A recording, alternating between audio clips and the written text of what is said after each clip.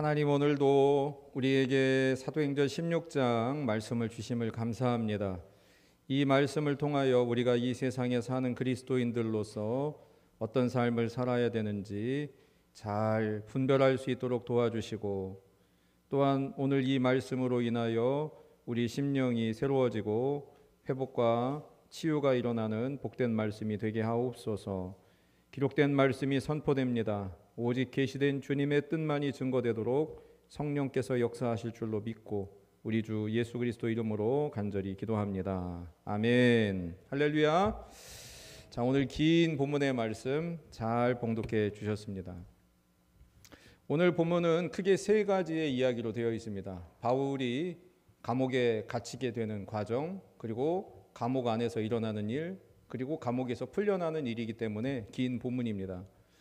우리가 지난 시간에 교회는 단순히 이 세상에 존재하지만 그러나 하나님 나라의 완성을 향해서 나아가는 공동체다. 그래서 좀 어려운 말로 교회는 종말론적인 공동체다라는 말씀을 여러분들에게 드렸습니다. 종말론 이야기를 하면 사람들이 인식이 벌써 이상한 얘기 하려나 보다 그렇게 생각하는 경우가 있습니다. 왜 그러느냐? 시한부 종말론자들의 오염 때문입니다. 작년에 나온 책인데요, 정윤석의 세상을 유혹한 종말론, 이 책을 보면 2000년 동안 동서양에서 이 시한부 종말론자들, 이단들이 주장들을 잘 요약해 놨습니다. 우리나라뿐만이 아니고 미국에서도 예수의 재림을 외쳤던 사람들이 있습니다. 그리고 반드시 알아야 될 세대주의자 중에 한 사람이 누구냐면 존 넬슨 다비라고 하는 사람입니다. 우리 성도들은 몰라도 되지만 공부하는 사람들, 이 사람의 영향을 많이 받았어요. 예를 들면 우리나라에 처음에 바코드가 들어왔을 때 난리 났습니다. 여러분 혹시 기억나십니까? 유럽연합 7나라가 연합할 때 7용이라고 그랬어요. 그리고 중동에서 전쟁이 일어날 때마다 저 전쟁이 아마겟돈의 전쟁이다, 이런 식으로 해석하면서 불안을 조장했던 사람이 바로 존 넬슨 다비라는 사람입니다. 이 사람의 책이 7, 80년대 한국의 유명한 큰 교회 목사님들에도 영향을 줘서 우리가 종말론 하면 이런 생각을 떠오르게 된다는 것이죠. 한국에도 종말론자들이 있었습니다. 1987년 역사의 완성이 이루어진다고 주장했던 이만희, 88년, 99년, 2012년 종말을 외쳤던 안상홍 증인회가 있고요. 다 이단들입니다. 그리고 가장 유명했던 매스컴 탔던 1992년 10월 28일 다가올 미래를 준비하라, 그 이장님이라고 하는 사람 덕분에 온 방송사가 저 사람들 정말로 하늘로 올라갔는지 보자 그랬다가 안 올라갔죠. 못 올라갔죠. 주님이 재림하시는 날은 그 누구도 알 수 없는 날입니다. 그러므로 우리는 성경적 관점에 따라서 건강한 종말론을 가져야 됩니다. 건강한 종말론, 한마디로 이렇게 여러분들과 고백하고 싶습니다. 한번 따라해 보실까요? 종말을 산다는 것은, 따라하세요. 종말을 산다는 것은 오늘을 잘 사는 것이다. 다시 한번 곱씹어 보면서 생각하세요. 종말론 그러면 이 땅을 다 내버려 두고 기도만 하라는 게 아닙니다. 오늘을 잘 사는 거예요. 분명히 성경은 그리스도인이 하늘의 시민권을 가졌다 말하고 있습니다. 그렇다고 해서 이 땅의 시민으로서의 역할을 잘 못하면 안 된다는 겁니다. 물론 복음의 가치와 이 사회의 가치가 때로는 충돌할 수도 있어요. 그렇다고 해서 세상과 담을 짓고 세상을 등돌아서 살 수는 없는 것입니다. 복음의 본질은 초월적인 능력을 통해서도 역사하지만 이 사회와 상호작용하면서 소통하는 것입니다. 만약에 기독교가 사회와 소통할 수 없다면 어떻게 전도할 수 있겠습니까? 그러나 우리가 코로나 팬데믹을 지나면서 기독교 학자들 또 사회학자들 다 똑같이 말하는 말이 있어요. 언론에 비친 교회가 이기적인 교회처럼 잘못 왜곡되어 있다는 것이죠. 그동안 한국 교회가 세상을 향해서 얼마나 많은 봉사를 했습니까? 예를 들면 그 태안 앞바다에 기름이 둥둥 떠다닐 때 손발 벗고 나서가지고 바위에 다 기름때 닦고 했던 것들이 기독교인들의 봉사입니다. 그런데 팬데믹을 지나면서 교회가 세상을 위해서 존재하지 못하고 자기들만의 이기적인 집단처럼 그렇게 왜곡된 모습들을 통해서 오늘날 교회가 이 잃어버린 공신력을 어떻게 회복할 것이냐, 그래서 주목받고 있는 신학이 공공신학이라는 것이 있습니다. 하나님의 창조 질서 속에 모든 영역이 서로 연결되어 있다는 거죠. 이 모든 영역 속에 하나님의 주권을 인정하고 하나님의 뜻이 실현되기를 바라는 것입니다. 하나님이 쉽게 말해서 교회에만 갇혀 있는 분이 아니고 정치도, 경제도, 문화도, 매스컴도 그 곳에서 하나님의 뜻이 이루어질 수 있도록 그리스도인들이 역할을 다해야 된다는 것입니다. 그래서 기독교는 이 사회의 공공선을 위해서 기여해야 되고, 예를 들어서 사랑과 정의와 평화와 인권과 같은 보편적 가치를 위해서도 노력해야 된다는 것입니다. 성경적 근거를 대라고 하면 빌립보서 1장 27절의 말씀을 여러분들에게 소개하고 싶습니다. 오직 너희는 그리스도의 복음에 합당하게 생활하라. 합당하게 생활하라. 여기서 생활하라고 하는 단어가 폴리튜에인인데, 이 말은 당시 도시를 뜻하는 폴리스라고 하는 말과 어원이 같습니다. 그래서 그리스도인으로서 복음에 합당하게 생활하라, 이 말씀이 단순하게 신앙생활 잘해야 됩니다, 그런 의미를 넘어서서 우리가 시민으로서, 우리가 이 땅의 국민으로서 감당해야 할 일들을 잘 감당하는 것, 그것이 이 말씀을 제대로 해석하는 것입니다. 자, 그러면 오늘 왜 바울이 투옥되고 그 풀려나고 있는 이 사도행전의 말씀을 여러분들에게 소개하느냐? 바로 오늘 이 말씀이 세상 속에서 살아가는 그리스도인들로서 우리가 어떻게 바르게 살 거냐, 어떻게 복음에 합당하게 살 거냐 하는 것을 보여주고 있는 하나의 단적인 예이기 때문에 그렇습니다. 단순히 오늘 본문 말씀을 바울이 기도하다가 옥문이 풀려서 그래서 이렇게 저렇게 되었다, 그런 얘기만을 담고 있지 않다는 것이죠. 자, 오늘 본문 말씀 시작은 바울과 실라가 귀신 들린 여종을 고쳐준 사건으로 시작하고 있습니다. 이 여종은 사람들에게 점을 쳐서 이익을 남겨준 겁니다. 그런데 바울이 이 귀신 들린 여종을 고쳐주자 무슨 일이 벌어졌어요? 여주인이 우리가 예상한 대로 바울과 실라를 고소해 버립니다. 자, 19절 말씀 보세요. 여종의 주인들은 자기 수익의 소망이 끊어진 것을 보고 바울과 실라를 붙잡아 어디로? 장터로 관리들에게 끌어갔다가, 여기서 장터는 우리가 그냥 시장 같은 개념이 아니고 아고라라고 써 있는데 이거는 광장을 말해요. 오늘날로 이야기하면 시청 앞 공공장소입니다. 지금 공개 재판을 받고 있는 거예요. 바울과 실라가 여주인의 고소를 받아서 모든 사람들이 보는 앞에서 지금 피고인이 돼버린 겁니다. 그런데 문제는 뭐냐? 법적인 절차 없이 그냥 순식간에 감옥에 들어가게 되었다는 겁니다. 결국 무슨 얘기입니까? 이 여주인이 당시 법정 관리인들을 매수해가지고 바울과 실라를 그냥 감옥에 쳐넣었다는 겁니다. 그 이유가 뭡니까? 21절에 로마 사람인 우리가 받지도 못하고 행하지도 못할 풍속을 전한다. 풍속을 전한다. 로마 사람인 우리가 들어보지도 못한 그런 말을 전한다는 겁니다. 여러분, 1세기 로마 사회는 이상적인 사회가 아닙니다. 1세기 로마 사회는 우리가 경험했던 조선 500년보다 더 차별이 많은 사회입니다.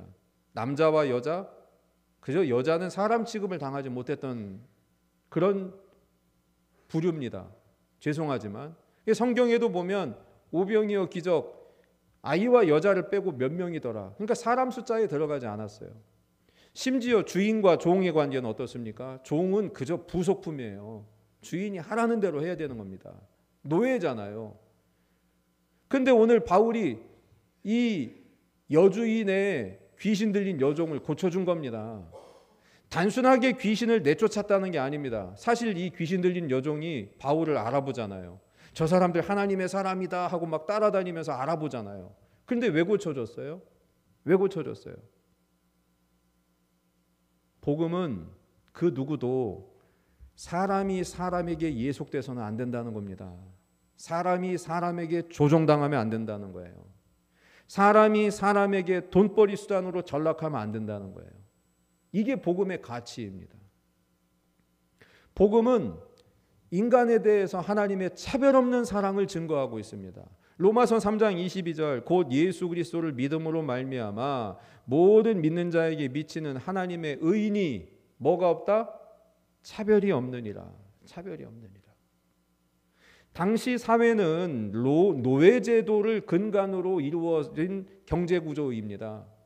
그런데 바울은 그 여주인의 귀신 들린 여종, 사람에게 예속되어서 돈벌이 수단으로 전락한 그 여인을 사람답게 만들어버린 거예요. 그러니 당시 사회는 이 현상을 받아들일 수 없는 거죠. 로마 사회가 노예제도를 찬성했다면 교회는 그 노예를 형제자매로 받아들였다는 것입니다. 그 오네시모 이야기가 바로 그런 것입니다. 물론 바울이 당시 노예제도를 폐지하기 위해서 노력했다, 그렇게 말하기는 어렵습니다. 바울도 1세기의 사람이기 때문에 그런 흔적을 찾아보기는 어렵습니다. 그러나 바울이 전하고 있는 복음은 무엇입니까? 하나님이 우리의 아버지가 되시고 성도들은 그 한 주님을 섬기면서 우리는 형제와 자매라는 것입니다. 갈라디아서 3장 28절에 너희는 유대인이나 헬라인이나 종이나 자유인이나 남자나 여자나 다 그리스도 예수 안에서 하나라는 것이에요. 이게 복음입니다. 이게 복음의 가치입니다. 바울이 만났던 주님은 어떤 주님입니까? 내가 전에 비방자요, 박해자요, 폭행자였고 나는 죄인 중에 괴수인데 그러나 나 바울을 충성되이 여겨서 내게 직분을 맡겨주신 주님, 그 주님을 생각할 때 바울은 사람 위에 사람 없고 사람 아래 사람 없다는 것입니다. 한마디로 그 복음의 가치 때문에 이 귀신 들린 여종을 고쳐준 것입니다. 골로새서 3장 11절에도 거기에는 헬라인이나 유대인이나 할레파나 무할레파나 야만인이나 수구디아인이나 종이나 자유인이나 차별이 있을 수 없나니 오직 그리스도는 만유의 주시요 만유 안에 계시느니라. 오늘 이 장면을 통해서 우리 그리스도인들은 무엇을 깨달아야 됩니까? 나와 생각이 다르다고, 나와 피부 색깔이 다르다고, 나와 성별이 다르다고, 나와 학력 차이가 난다고 차별해서는 안 된다는 겁니다. 심지어 이념이 달라도 차별해서는 안 된다는 거예요. 노예제도가 언제 없어집니까? 미국의 남북전쟁 이후에 없어지게 되지만 그러나 그 전쟁 이후에도 이 피부 색깔이 검다는 이유로 얼마나 많은 차별을 당했습니까? 미국에 KKK단이 있어요. 마치 흑인들을 사냥하듯이 총질했던 사람들입니다. 지금도 흑인이라고 하는 이유로 피부 색깔이 다르다는 이유로 차별을 당할 수도 있죠. 우리 한국 사람들이 이런 미국이나 이런 서구 사회에 가면 우리가 색깔이 다르다는 이유로 알게 모르게 차별당할 수도 있습니다. 그러나 이 차별을 극복할 수 있는 힘이 바로 성서적 가치고 복음의 가치인 것입니다. 우리가 함부로 다른 사람들을 차별할 수 없다는 것입니다. 그것이 오늘 본문이 우리에게 가르쳐주고 있는 아주 중요한 지점이죠. 혹시 오늘 바울과 실라처럼 부당하게 정당한 재판을 거치지 못하고 불공정한 대우로 고난을 받고 있는 사람들이 계십니까? 부당한 거래, 부패, 불공정한 일 때문에 그 가운데서 고난받고 있는 사람이 있다면 오늘 바울과 실라가 이 감옥에서 어떻게 하고 있습니까? 오히려 그 감옥에서 오히려 복음을 공개적으로 증거하고 있습니다. 그것이 바로 찬송과 기도였습니다. 25절 보십시오. 한밤중에 바울과 실라가 기도하고 기도의 밑줄, 하나님을 찬송하며 찬송의 밑줄. 여러분 생각해 보십시오. 억울하게 지금 감옥에 갇혔습니다. 매를 맞았습니다. 우리 같으면 고래고래 소리 질러가면서 억울하다고 그럴 거예요. 근데 이 밤에 찬송하고 기도했습니다. 그걸 누가 들었느냐? 죄수들이 들었어요. 죄수들이. 그런데 놀라운 일이 벌어집니다. 이 기도와 찬송을 영적으로는 하나님이 들으시고 옥문이 열려버리는 거예요. 26절, 이에 갑자기 큰 지진이 나서 옥토가 움직이고 문이 곧 다 열리며 모든 사람의 매인 것이 다 벗어진지라. 그럼 어떻게 해야 됩니까? 다 도망가야 되죠. 다 도망가야 됩니다.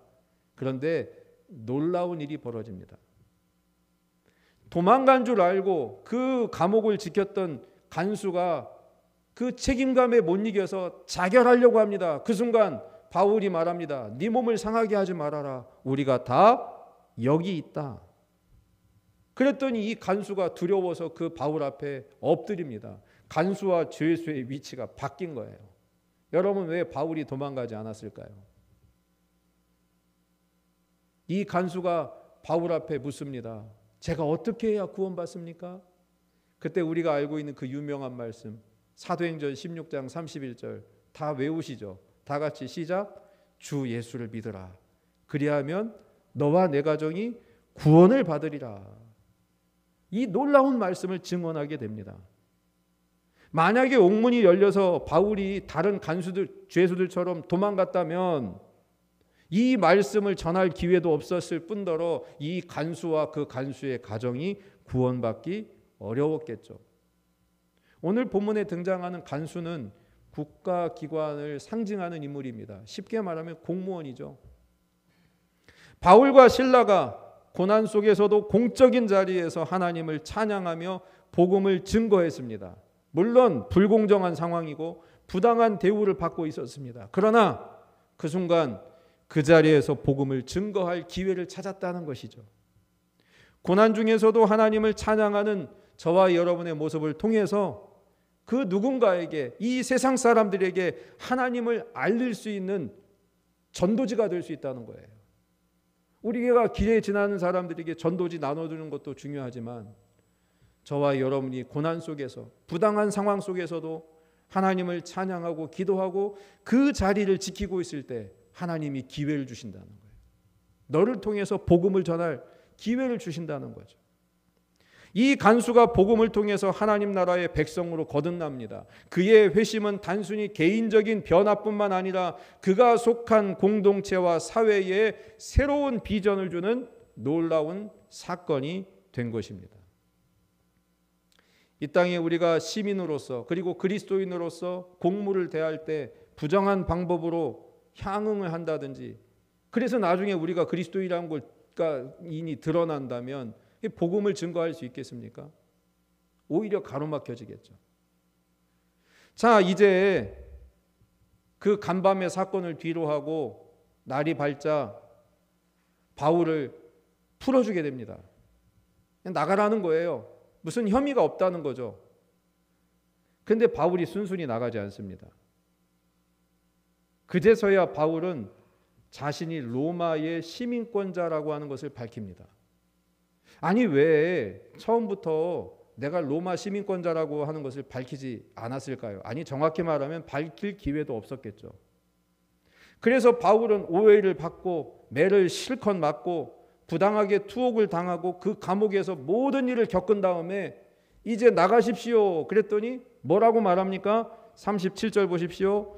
바울이 이르되 로마 사람인 우리를 죄도 정하지 아니하고 공중 앞에서, 그 아고라 광장, 그 공중 앞에서 모든 사람들이 공개된 그 장소 앞에서 우리를 때리고 옥에 가두었다가 이제 가만히 내보내고자 하느냐?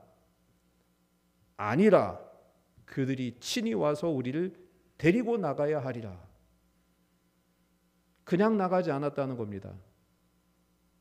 바울이 감옥에서 일어난 기적 같은 일 때문에 자살하려고 했던 공무원 말리고, 그 감옥문이 열렸지만 도망가지 않은 사실, 그리고 나가라고 했더니 내가 로마 시민권자라며 부당한 법 집행에 대해서 사과를 받아내고 당당하게 감옥에서 나온 이 사실이 빌립보 아고라 광장에서 바울과 실라를 봤던 사람들에게 모두 전달되지 않았겠습니까?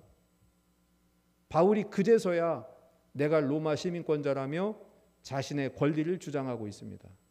이게 통쾌한 반전 아니겠습니까? 마치 이몽룡이 암행어사 마표를 숨기고 있다가 그 탐과 놀이를 다 뒤집어 놓을 때 그 카타르시스처럼 오늘 바울은 그제서야 내가 로마 시민권자라고 하는 것을 밝히고 있어요. 우리 같으면 처음부터 나 로마 시민권자인데 하고 무슨 요행을 바라거나 특혜를 바랬을 수도 있습니다. 그런데 그러지 않았다는 것이죠. 왜 한국 기독교가 위기를 맞이할까? 여러 가지 이유가 있을 수 있지만 사회로부터 공신력을 잃어가고 있는 것 아닌가. 국민이 정치를 부정적으로 보는 것처럼 교회를 이기적 집단으로 오해하고 왜곡하여서 교회가 하는 이야기를 더 이상 듣지 않으려고 하는 것 아닌가. 이런 상황에서 오늘 본문은 우리에게 그리스도인으로서 세상 앞에 어떤 자세로 살아야 될지를 우리에게 설명해 주고 있습니다. 때로는 우리가 복음의 가치 때문에 세상과 충돌할 수 있습니다.